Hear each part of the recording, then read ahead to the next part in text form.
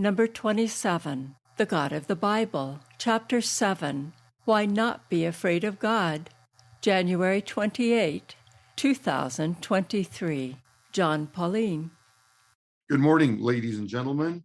We're starting our class, The God of the Bible, number 7, Why Not Be Afraid of God. Our moderator is going to be Dr. Jon Paulien. Our opening prayer will be by Sean. Our gracious Father, we're so delighted to be your children today. We're delighted for your call to life and the provisions that you have made that we may be living and conscious and directing our attention toward you. We praise you for that. May it be, Father, that our hearts would be opened and that our minds would be filled with your love and the clarity necessary for us to speak well of you. And we thank you in the name of Christ. Amen.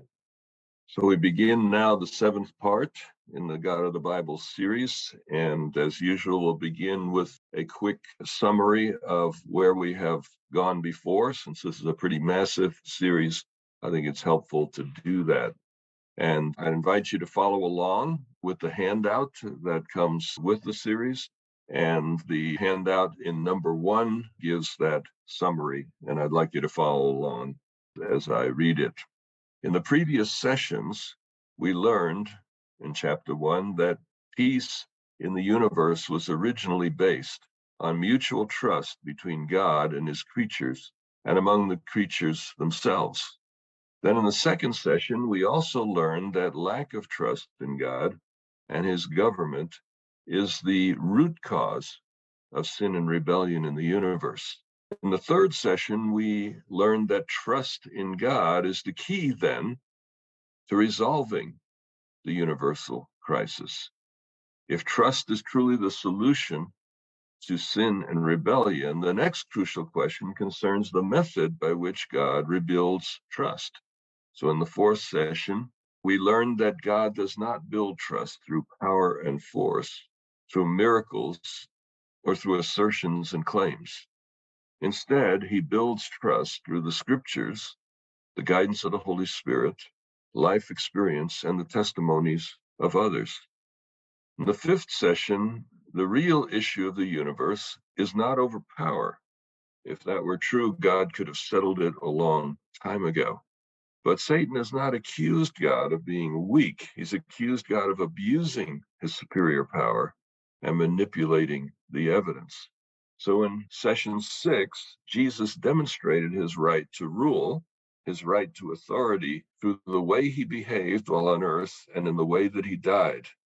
Now we come to the 7th session, Why Not Be Afraid of God? And here we explore the biblical evidence on this theme. Is it really true that no one needs to be afraid of God? Is it really true that this is what the Bible teaches? Or has the Bible been misread? Has the evidence been manipulated? Let's go to number 2 in the handout. And there it says, being afraid of God seems to be a common malady in all religions. I don't think there's any religion that does not have people who operate more on the basis of fear than on the basis of trust. And so the question I want you to discuss a little bit here is, what are some of the consequences that people experience when they're afraid of God? What does fear of God do to a person? If it's neutral, if it doesn't really make any difference, fine, but are there consequences to being afraid of God, and what are those? All right, Henry, go ahead. I believe that one of the consequences is we try to perform. We try to overperform. We are self-centered in how we behave, what we do, what we think, to avoid the consequences of not meeting the standard. At least in a personal view, that was what happened to me in my Christian experience when I was growing up as a Christian, with the fear of him. So it was focused on what I can do myself in order to not get in trouble. Okay. So it sort of pushed you into a legalistic approach that tends to be unproductive. All right, Michael. Yeah, I fell victim to the notion that of temporal punishment by God. If I committed some sinful act, then I was going to get punished. And if something didn't go the way I wanted it, regardless of what it was, then I would realize that in my thought process, I'm being punished for some past transgression. And I've seen people who really tortured themselves with this. I remember a lady who lost a child and believed that I'm being punished for something I did when I was a teenager. And I try to convince people that that just isn't so. It's a difficult process because it's an inside job. And it took me a long time myself in contemplation and prayer to realize that my notions in that regard are simply wrong. Michael, while I have you here, a few years back, I went to Santa Scala, I think it is, in Rome. And that's the place where people climb up the stairs on their knees, Yeah. etc. And that's, I think, Luther pointed to that as one example of religion based on fear. How would you see that from your knowledge of history of the church and so on? Well, it depends upon the individual. If the individual thinks that I have to do this in order to obtain salvation, I think that's misguided. But I believe that there are a certain number of people who do that as an act of sacrifice and prayer, rather than as a matter of seeking some sort of retribution for some past sin. You'll probably be interested to know that a couple of my Adventist scholar colleagues decided to pray their way up those stairs themselves that day. I have a picture that I have never put on the internet to actually prove that. But anyway, Lou. Yeah, and of course, there's two meanings to the word fear. One is to be afraid of God. And I think all the religions around the world, including most Christian ones and non-Christian ones, are based upon that we have to appease an angry God and that we have to work our way and please an angry God. But that isn't the kind of fear that God says when he wants us, of course, to bring our whole selves to him in reverence. And that kind of fear is different than human fear that is afraid. It's a bringing of ourselves to God in reverence and love. All right, Larry. In my own experience, this is something I spent a lot of time on the phone talking over with Graham as I was trying to resolve being afraid of the judgment. And in my own life, because I was afraid, I became a perfectionist to the point that that's just how I live my life, unfortunately. As a result, I learned very early on that since I couldn't rely on others around me, because I'm worried about my performance, which means I really can't rely on you. I have to learn to do everything myself. I became extremely self-reliant, like I needed no one, which makes it very difficult to have close friendships when you really don't need the people you're around. And that impinged my ability to have, now at this point in my life, meaningful friendships from when I was in high school or college. And so you really do become alone. And that process, as it hits you in your 50s and 60s, that it's completely wrong, that idea of how you change, it is very difficult for an old dog to learn new tricks. So this idea of fear, and what does it do? I'm going to say it stunts your growth as a human being.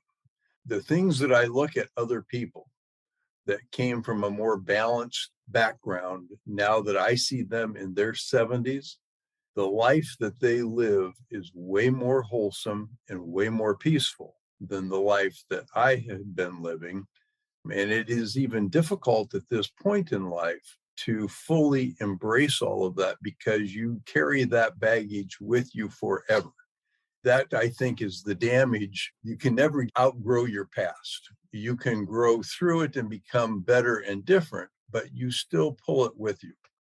I think it's a very important point you've made, Larry, that I wasn't going to mention as part of this series, but let me just stop there for a moment. There is research, new brain research, that actually indicates that the picture one has of God has an impact on the very physical structure of the brain, that you can tell to some degree the picture of God from what happens to the brain itself. That a punitive picture of God tends to have negative psychological and even physical consequences, whereas a positive picture of God makes more positive changes. Don't want to get into the details of it now, but it's definitely the case that the picture one has of God has health implications and brain implications as well. Darla. So in First John, where it says that perfect love casts out fear, because fear involves punishment. Fear is almost the opposite of love. And when you're doing something for performance so that you can avoid punishment, and then you come through a difficult situation in your life and God doesn't come through for you like you think he should, then we have resentment. And then it grows into this almost, I've seen people that just come to hate God and then deny God. Because if it's based on fear, it just won't work. And I do believe it affects your brain and how you see things. Because learning to trust means, and my husband and I have been in situations where we just prayed, God, help us to not lose our faith in you, because it was just a totally dark way. We didn't see any way out. He was completely paralyzed, but we chose to trust without understanding. And that's because it's based on, we believe God loves us, we love him, and we also believe we don't understand his ways. And so when the people came to Jesus and said, what can we do to be saved? And he said, believe. Well, what's that about? Because that's the hardest thing to do of all, is to believe, trust when it's all dark. Thank you. Really appreciate that. Straight from the heart. Sean. In answering the question this past week, I wrote quite a list of words that would stimulate my thoughts. And many of those words and thoughts have been shared already with respect to what are the consequences. But there are two on the list that I created that haven't necessarily been directly mentioned.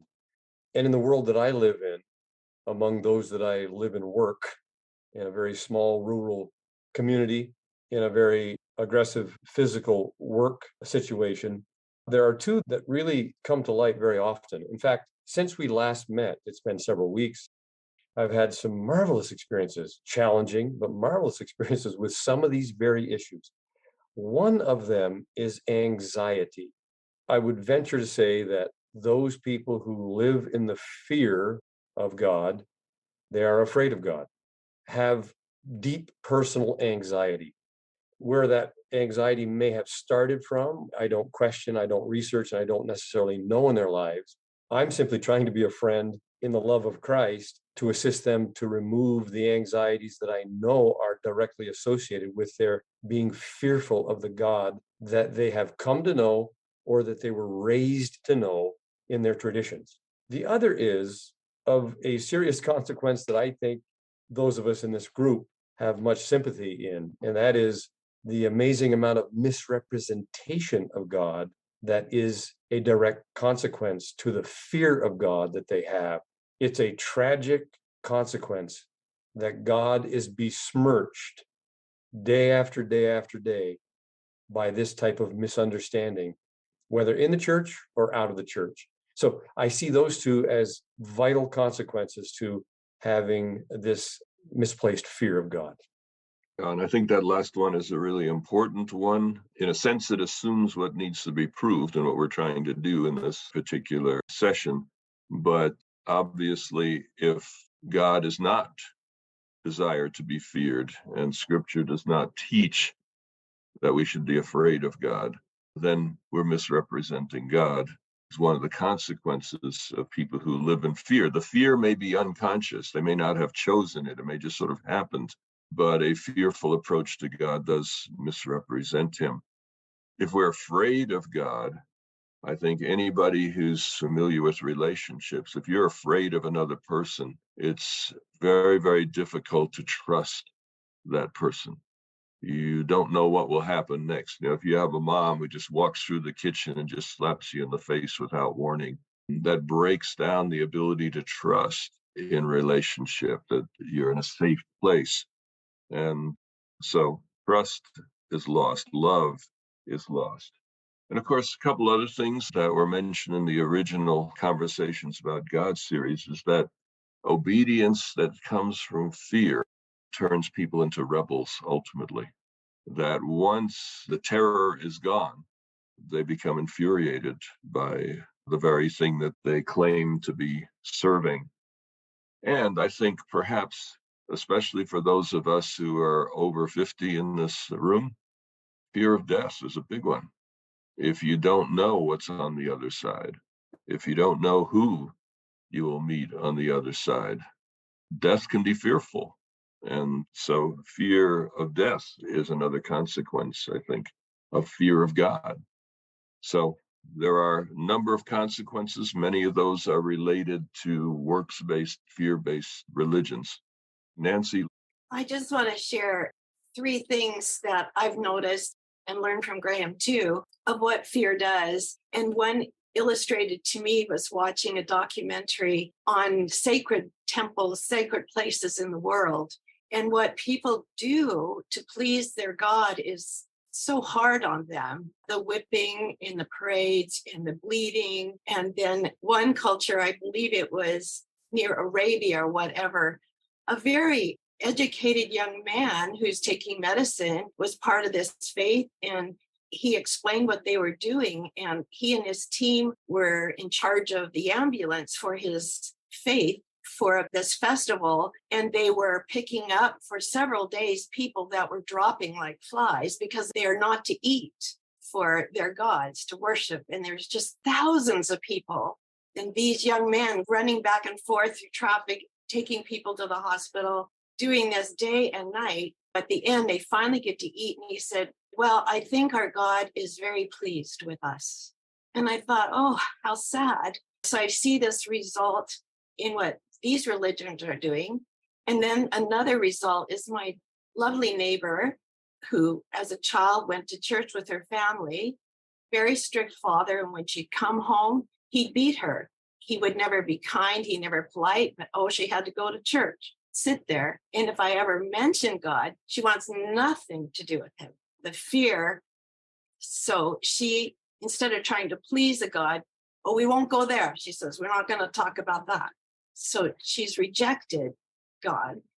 And then another experience I've had with fear is I've tried to lead out with kids' programs and help improve our church with fresh air and new carpets. It was really falling apart. But the most difficult people that would put obstacles and criticize to the point you could hear them over the phone that they didn't want this to happen. And that's fine. But they were the religious people, very strong religious people. And when Graham pointed out that God proved that at the cross, the people who put him on the cross were very religious people that served him from fear, and they become harsh. And I'm like, wow, that's what I've experienced. They become very harsh, but yet they're very, very right and very religious. And it's very dangerous. So those have been my experiences. Sounds like that's evidence for the thesis that people are afraid of God. They eventually become hostile. They become rebels along the way. Number 3, because I think we've talked about various religions, and there are some religions that are overtly fear-based. But the question I'd like to turn toward as we move forward is, are there any aspects of Christian faith that tend to cause people to be afraid of God? And not just pointing a finger at other religions, but saying, since Christians also suffer from this malady, what aspects of Christian faith tend to lead to being afraid of God? All right, Terry. When I was a child and growing up in the church, I had the experience of like having the Bible verses used against me. 2 of the things that were used often was, oh, behold, your sins will find you out. And, as a child, the picture that came to my mind was my guardian angel following around behind me with a clipboard in their hand, writing down everything I did. And let me tell you, I was afraid to take a breath. Or the one in the New Testament where Jesus says, go away from me, I never knew you. Well, you don't want God to say that to you, do you? You better figure it out. And I would say, well, how do I know what's right? Well, you just better figure it out. If you didn't figure it out, well, too bad. So sad, you're out. So you're on your own. Yeah, and I've sometimes told the story about the thunderstorm where my mom just, without meaning any ill intent, just says, well, these thunderstorms haven't got as angry with those who are breaking his commandments. Now, if you're an 8-year-old boy, you know that you're in trouble. So, yeah. And that one was hard to shake for decades. Yeah. Patrick. One of the Christian teachings that has caused fear in me for a long, long time was the idea of judgment, the judgment of God that produced so much fear in me. I've always been afraid of that. Thank you for sharing that. We will spend significant time on that before we're done. Very important. Yeah. Michael. Yeah, I had the good fortune of minoring in philosophy and reading Thomas Aquinas, portions of Thomas Aquinas, who teaches that God is perfect in all aspects. If he wasn't perfect, he couldn't be God, and so forth. And that meant he had perfect love for each and every one of us. Now, the difficult part, though, is to internalize that so that I really believe it in myself, in my very soul, to believe that God loves me. And I find that many people have great difficulty doing that very thing, to accept the fact of God's love.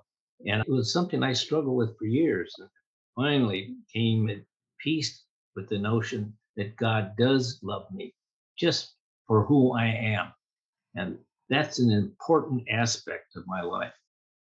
Michael, that is so important. I think what you have shared. I sometimes express it this way: feelings are a lagging indicator. In other words, you may know what God is like. You become convinced intellectually, convinced scripturally that there's no need to be afraid of God.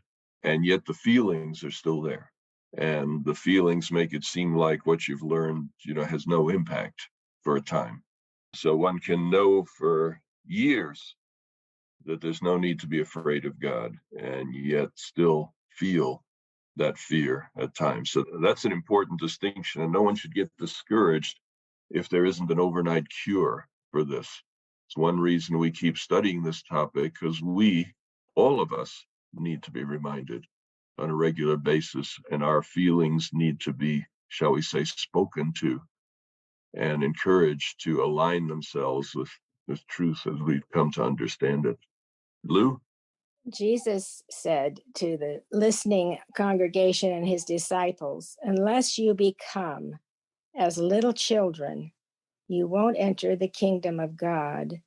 And I love that. We're adults now. We've lived a long time, had many experiences, good and bad, all through our human life. And yet God wants us to become like little children in our trust. And a happy little secure child doesn't have fear. He's not afraid of his parents. He doesn't like getting spanked, or whatever disciplined, but he knows in his heart that his parents love him. And so I think no matter what our past, no matter how doubtful we have been or whatever our experience, God says, I will make all things new, and become like little children and trust me. Don't be afraid. Just trust. And I just love that illustration that Jesus used as the little children, and they're sitting on his lap. And that was the way Jesus was, just loving. And he wants us to be trusting like a healthy little child in a good relationship with his parents. All right, so a couple things don't need to be repeated. I think we've noted judgment. The teachings of judgment often lead to fear of God, and we'll talk more about that later. Legalism, the idea that you have to reach a certain standard before God will accept you. Some that we haven't mentioned, one would be everlasting burning hell. And that's not a fringe doctrine within Christianity. In fact, there are sincere Protestant evangelicals that hold very, very firmly to that teaching, and will get quite upset if you say anything to counter that, or if you even bring up the character of God. They'll say, look, it's not about the character of God. This is truth, and you have to align yourself with truth. If it is true that God tortures people in eternity for mistakes that they made in a very short span of life, that is going to be a challenge. You can preach the love of God, and these same churches do preach the love of God. But if you preach the love of God and you also preach everlasting burning hell, it's very, very hard for individuals to keep those two ideas in any kind of balance. Another one is the death of the unsaved. And we'll say a little more about that later, how people die in the end. Even if you believe that there's not everlasting burning hell, but that people are in the end annihilated, that also can bring fear of God as well. And another one we haven't mentioned here that really affected me is the good cop, bad cop view of God. Those who have a very clear picture of Jesus as a representative of God's character, of the beauty of Jesus, nevertheless are challenged to reconcile that with the Old Testament picture, which many people think is far more severe, far more judgmental, far more frightening than the New Testament picture of Jesus. Of course, that ignores perhaps some parts of Book of Revelation, which are just as strong as the Old Testament and have Jesus right in the middle of them. So the idea that, well, that's a picture of God before the cross, but now we have a different picture. Well, the Bible's not so clear. Jesus is the God of the Old Testament. And for many New Testament writers, you can't just duck away from that. And that's, of course, one that throughout this series we will continue to revisit. So within Christian faith, there are many, many teachings that can lead to fear of God. And therefore, it's very important that we highlight these issues and that we're tackling this topic. Lou. There's a movie called Hell and Mr. Fudge. And boy, does it go into exactly what we're talking about. It's a wonderful movie if you haven't seen it. We showed it one time, a long time ago at our church, and it was pretty incredible, actually. That's all I want to say. Yeah. Yeah, thanks for mentioning that. Fudge was actually someone's last name, and he was a Baptist pastor, I believe, who believed strongly in everlasting burning hell and revisited the scriptures and little by little came to sense that what he had been taught was not exactly what the scriptures were teaching. So that's a useful approach to that particular concept. All right. Earlier, someone mentioned 1 John 4:18 and suggested that the opposite of fear may be actually love, and rather than peace and safety. Let's look at 1 John 4:18 and just touch on that just briefly.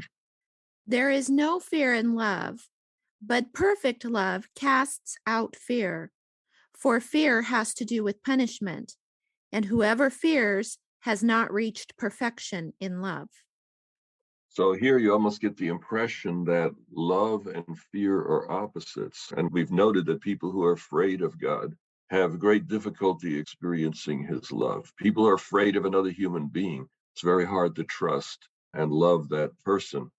We tend to think the opposite of fear is security, and that is true linguistically.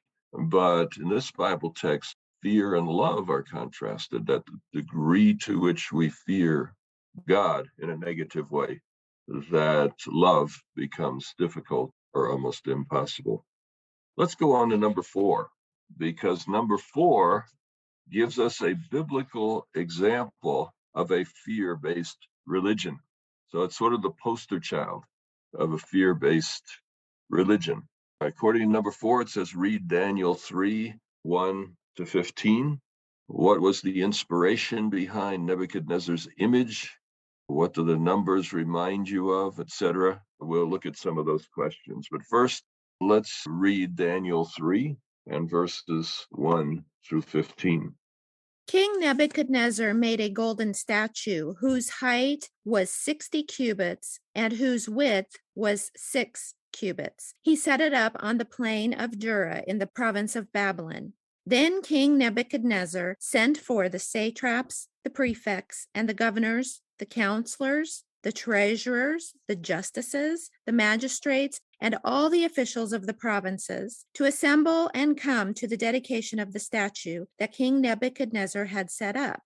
So the satraps, the prefects, and the governors, the counselors, the treasurers, the justices, the magistrates, and all the officials of the provinces assembled for the dedication of the statue that King Nebuchadnezzar had set up. When they were standing before the statue that King Nebuchadnezzar had set up, the herald proclaimed aloud, "You are commanded, O peoples, nations, and languages, that when you hear the sound of the horn, pipe, lyre, trigon, harp, drum, and entire musical ensemble, you are to fall down and worship the golden statue that King Nebuchadnezzar has set up. Whoever does not fall down and worship shall immediately be thrown into a furnace of blazing fire."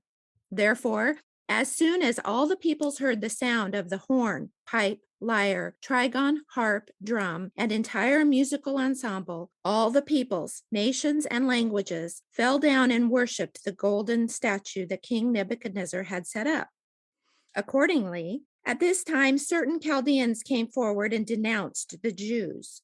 They said to King Nebuchadnezzar, "O king, live forever. You, O king, have made a decree that everyone who hears the sound of the horn, pipe, lyre, trigon, harp, drum, and entire musical ensemble shall fall down and worship the golden statue. And whoever does not fall down and worship shall be thrown into a furnace of blazing fire. There are certain Jews whom you have appointed over the affairs of the province of Babylon, Shadrach, Meshach, and Abednego. These pay no heed to you, O king. They do not serve your gods, and they do not worship the golden statue that you have set up." Then King Nebuchadnezzar, in furious rage, commanded that Shadrach, Meshach, and Abednego be brought in. So they brought these men before the king.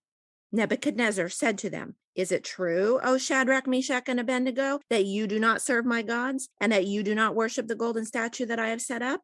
Now, if you are ready, when you hear the sound of the horn, pipe, lyre, trigon, harp, drum, and entire musical ensemble, to fall down and worship the statue that I have made, well and good. But if you do not worship, you shall immediately be thrown into a furnace of blazing fire. And who is the God that will deliver you out of my hands?"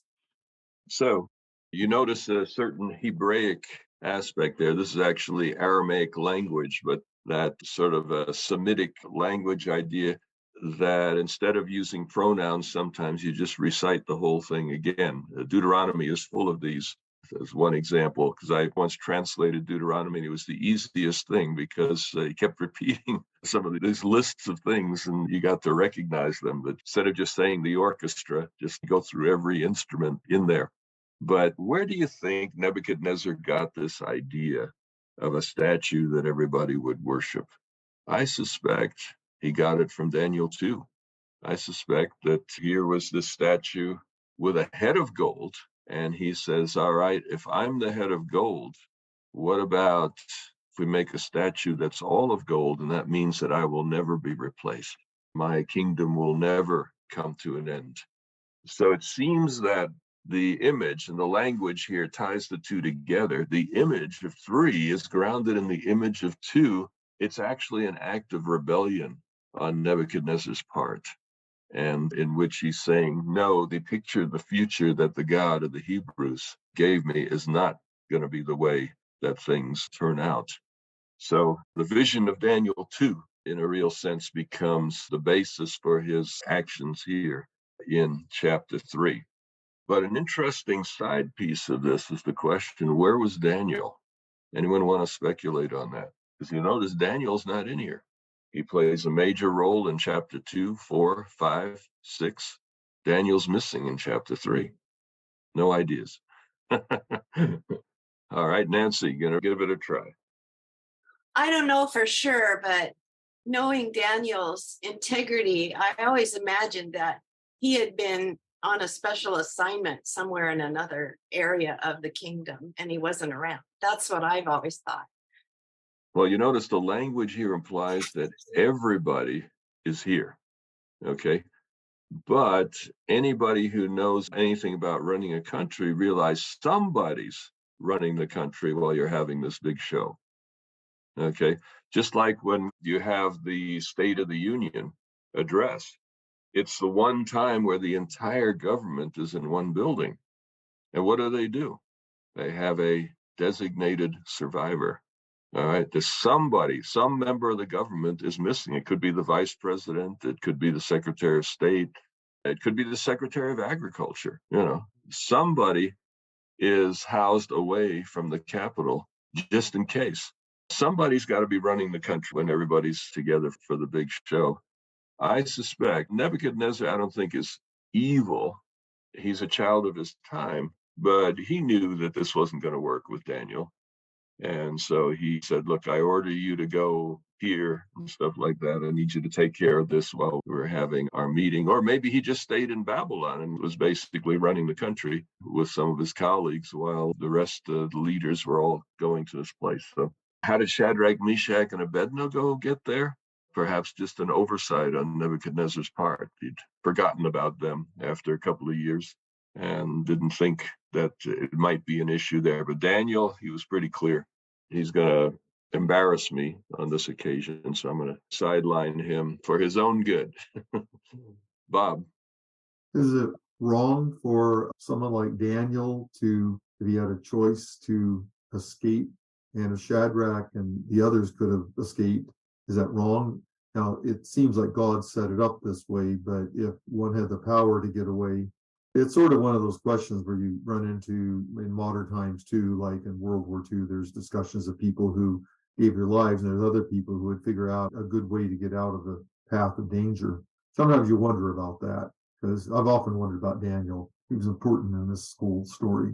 Well, that's interesting because in Carthage, in around 250 AD, there was a severe persecution which threatened the entire church community. And it was a very simple thing. It was just take a pinch of incense and toss it in the fire in front of a statue of the emperor and say, my first allegiance is to the emperor. And some Christians simply publicly refused to do that. And they ended up in prison awaiting their execution. A second group of Christians, including the leader, Cyprian, left town. See, now there's your point, Bob, right? What do you do? Is it okay to leave town? Or is it okay to stay there and just say, no, I'm not cooperating? A third group bribed a city official to provide a document that said that they had done it, even though they hadn't. A fourth group would send a slave or a neighbor to do it for them. And the fifth group just said, no big deal. Let's go ahead and do it. The persecution proved to be brief, but the reverberations of that were in that church for some time to come afterward. Because how are the martyrs in waiting going to get along with people who left town or people who went and actually did it? Are they going to have equal status in the church now with those who are willing to die for their faith? So, these are serious challenges. Should Daniel have just said, I know what my orders are, but I'm showing up anyway just to prove a point? Certainly, Shadrach, Meshach, and Abednego did not avoid the situation. Lou. I think no matter where Daniel was, if he was helping to run the government, he was praying. That was his habit of praying. And I'm sure he was praying very earnestly for Shadrach, Meshach, and Abednego and everybody that wouldn't fall down and worship. But apparently most all of them did, except those three and Daniel, wherever he was. But I'm sure he was praying. All right, Livius. This story kind of answers the question for me that was posed in number 3. What is the opposite of fear? Fear oozes out here at the end, and you're left with this question from Nebuchadnezzar: who is the God who will deliver you out of my hands? And reading from the ESV, verse 16 answers and says, Shadrach, Meshach, and Abednego answered and said to the king, O Nebuchadnezzar, we have no need to answer you in this matter. What a declarative. If this be so, our God whom we serve is able to deliver us from the burning fiery furnace, and he will deliver us out of your hand, O king. But if not, be it known to you, O king, that we will not serve your gods or worship the golden image that you have set up. So the answer here is a knowledge of God. These 3 fellas knew their God, and they did not love their lives so much so as to shrink from death. Yeah. Henry makes a comment in the chat. It doesn't matter where Daniel was because the book is about God rather than about Daniel. And that's a good point, a reminder. So you have here basically a religion that says, You will worship, or else comes the fire. And it was 100% compliance, according to verse 7, which tells you that it wasn't voluntary. It was something that people felt that they had to do. And the interesting thing about it is we see Nebuchadnezzar willing to roast people instantly in the flames. In fact, make the flames so hot that even the ones who threw them into the fire died just by getting close to it.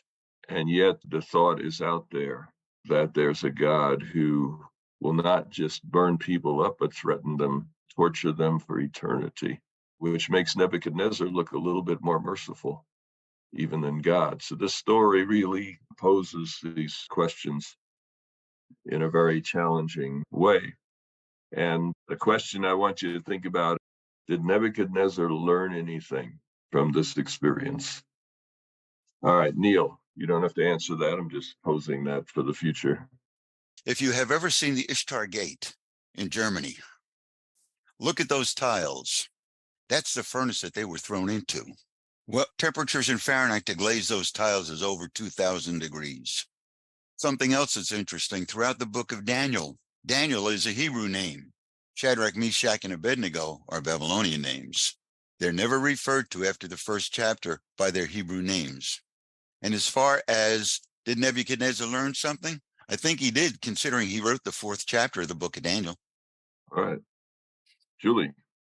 I've often noticed that repetitive nature of that passage, even repeating all the different instruments that are played and all that. But for some reason, I had never noticed until Terry read this, the word set up over and over again. Set up, ends almost every sentence there for a while. There's actually 8 mentions of the setup of this kingdom. And I noticed before that in Daniel 2, when Daniel talked about God, the God of heaven and his kingdom, he used the term set up. I didn't look up to see if the Aramaic was the same, but I'm assuming it probably is. There's a pattern. He only says it once, but in this passage in chapter 3, it comes up 8 times. So I think this is really, in a way, setting up a picture of the cosmic conflict. And Nebuchadnezzar is now kind of at the center of it.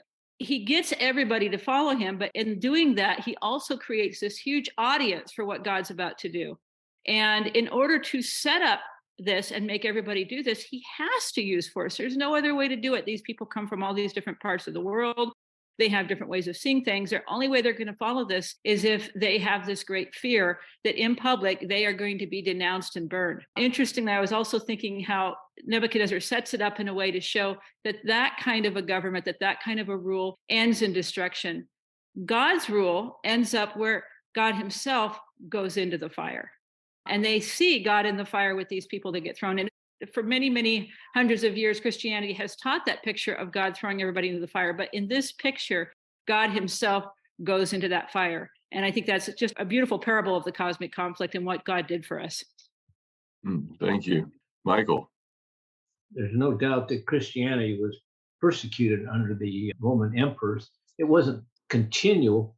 Some emperors were much more tolerant of Christianity than others. But eventually, Constantine, the emperor, converts, becomes a Christian, and makes it a Christian religion. But the story isn't one of, and everybody lived happily ever after.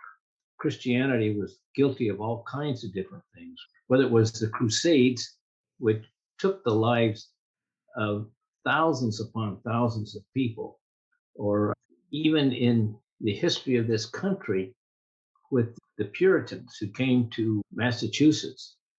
Now, they weren't tolerant of anybody other than Puritans, as Cotton Mather proved when he had to leave and form a different group. And so these stories in Daniel gives illustration of the proclivities of human nature. That, what's the old saying, that power corrupts and absolute power corrupts absolutely. And it reveals the problems that face Christians today. The real question for me is, how do I behave today? How do I treat other people today?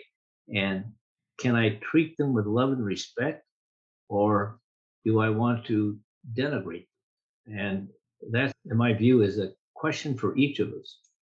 Now, Neil rightly brought up the idea that Nebuchadnezzar eventually does learn. But before we get to chapter 4, I'd like you to notice chapter 3 and verse 29. Nebuchadnezzar's reaction to this whole scene with the fiery furnace. Therefore, I make a decree.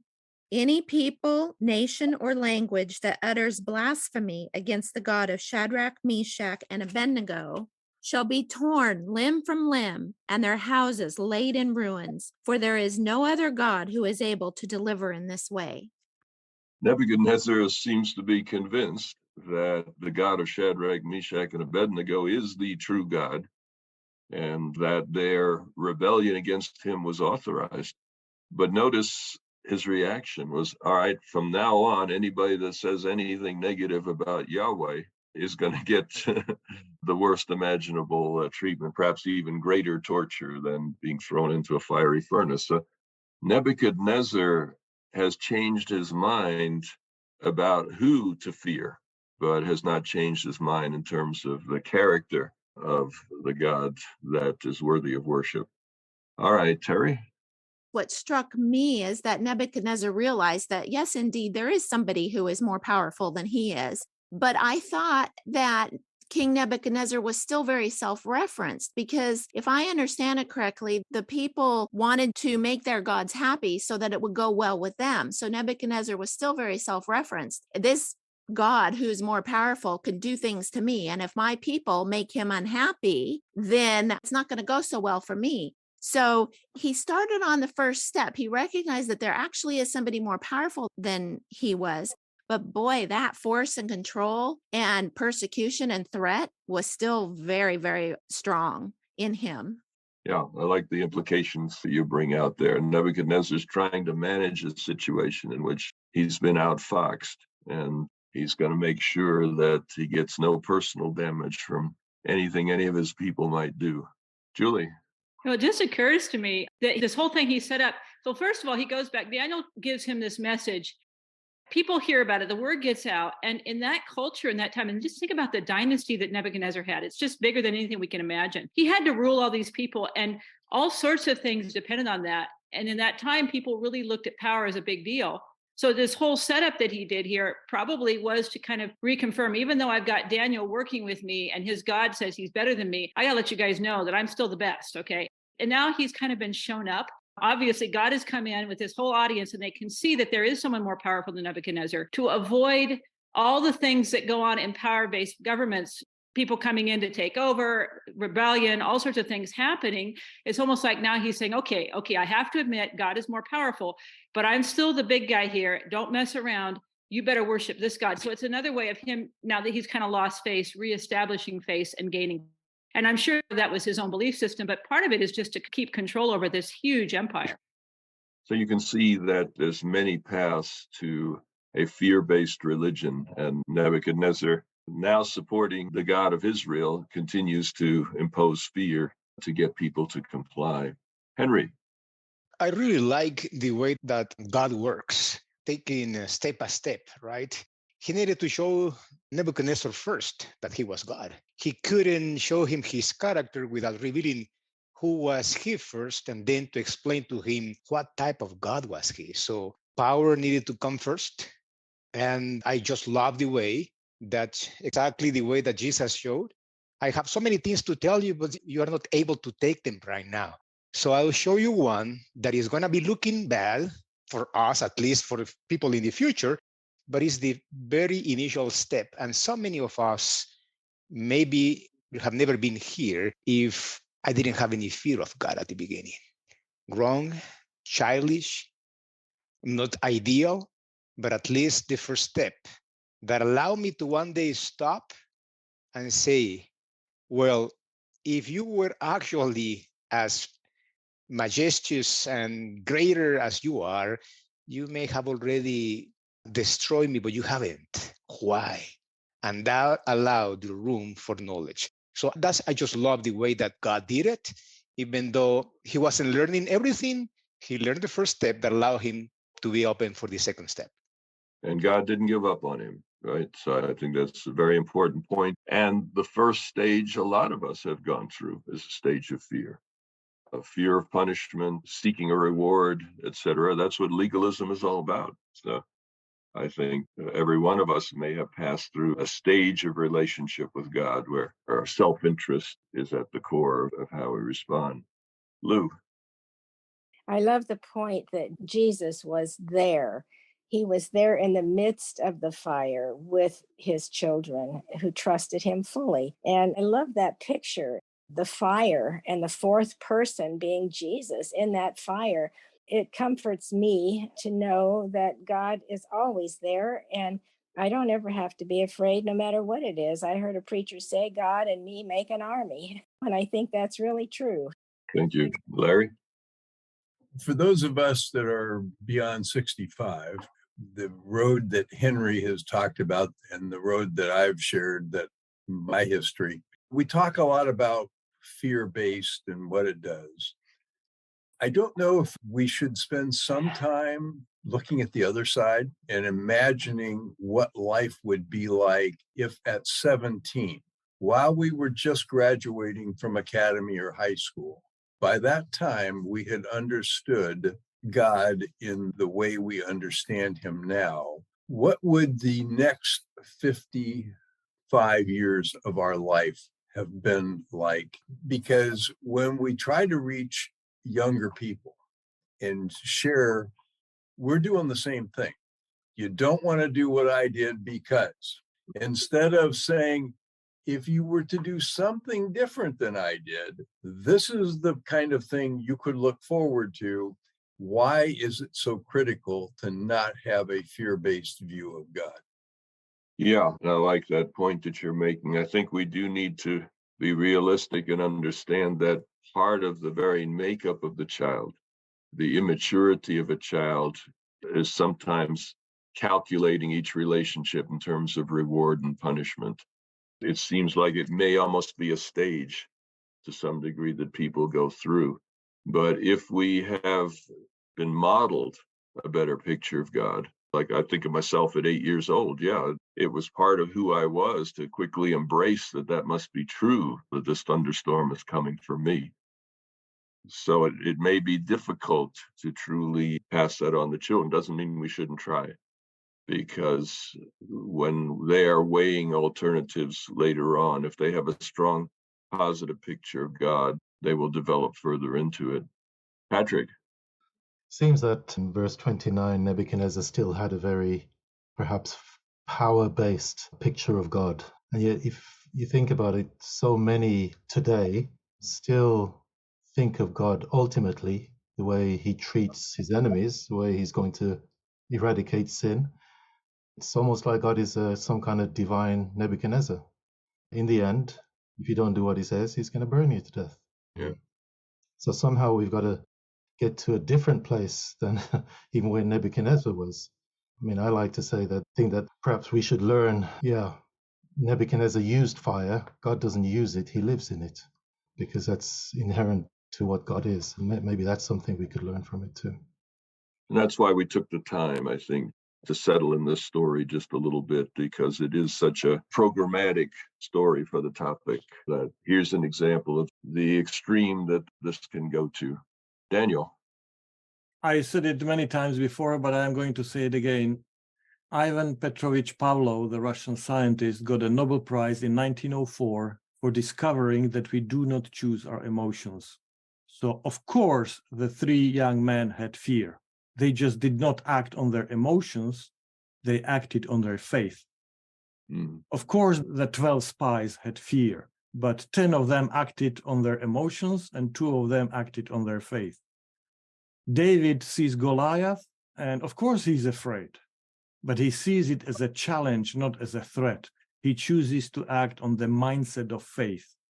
And the same with Shadrach, Meshach, and Abednego.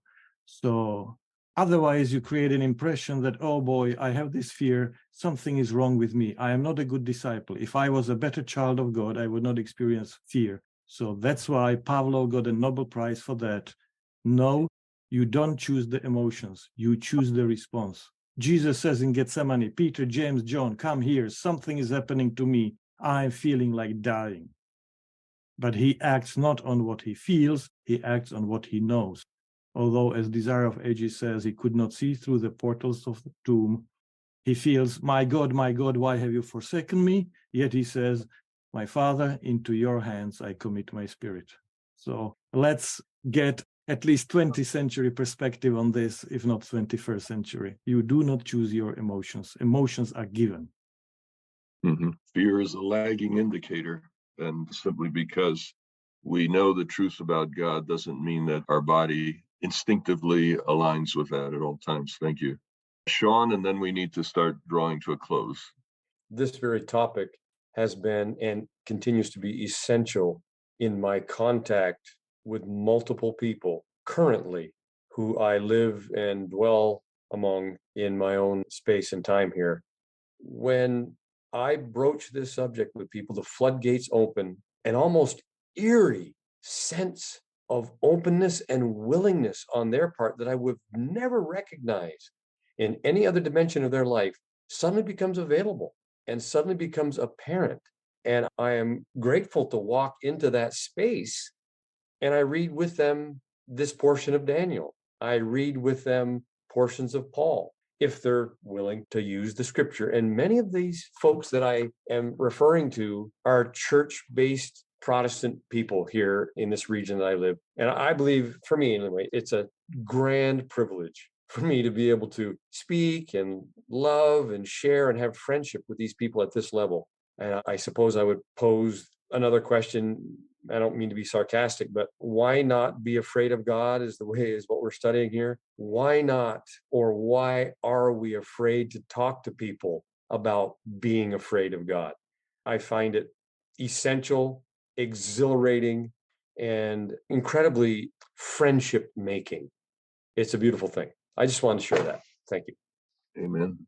One other reason for choosing Nebuchadnezzar as a poster child, we're drawing to the conclusion of this session, is that it is held up as a paradigm for the end of time, for the conclusion of the great conflict.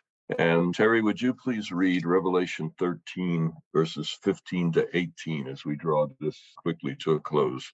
And it was allowed to give breath to the image of the beast, so that the image of the beast could even speak and cause those who would not worship the image of the beast to be killed.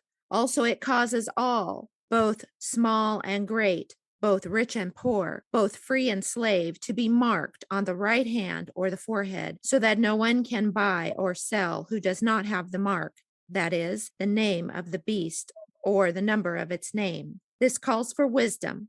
Let anyone with understanding calculate the number of the beast, for it is the number of a person. Its number is 666. You're aware that the book of Revelation never quotes the Old Testament, but it alludes to it.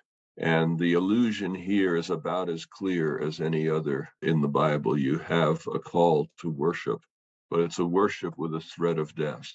And it's a call that involves the number 666. Did you notice when we read Daniel 3, the dimensions of the image? They're 60 cubits tall and 6 cubits wide. So you have the numbers embedded in there as well.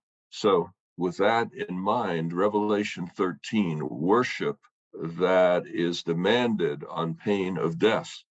And in the language of image, etc., you have enough little pieces of data here that John clearly has Daniel 3 in mind, but he places it, first of all, at the end of time. And second of all, he makes it clear this is the counterfeit Trinity.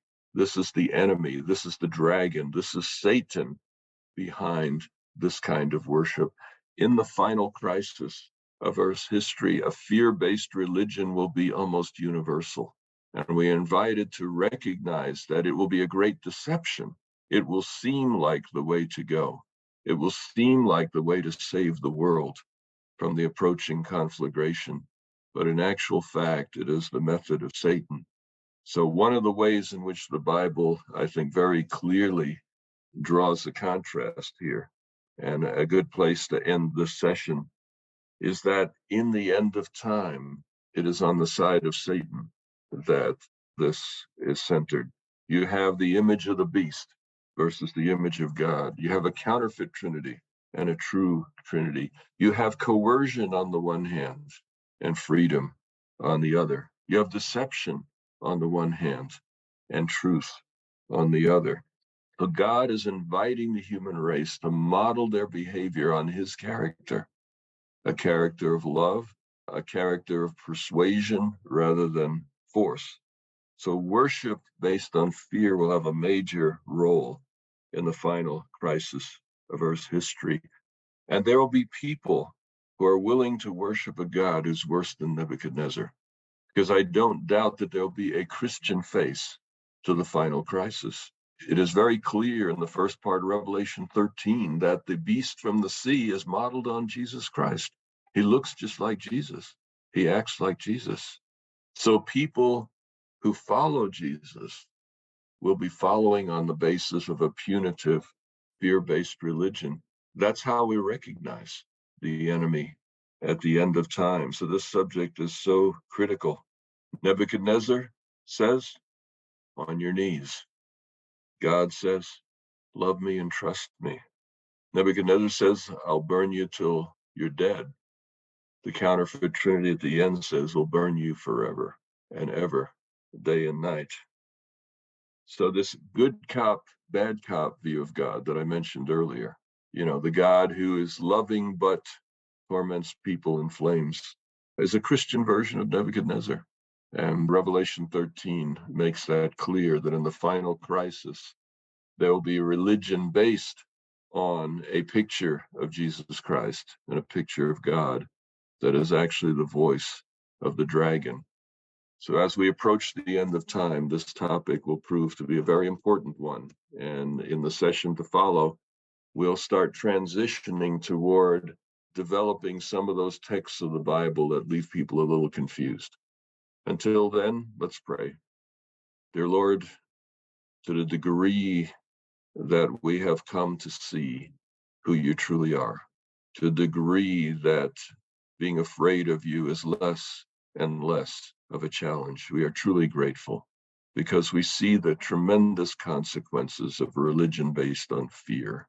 We pray, Lord, that you would help us to know and see you ever more clearly, so that we may be a voice that portrays you rightly in this world. We thank you for the opportunity. In Jesus' name, amen.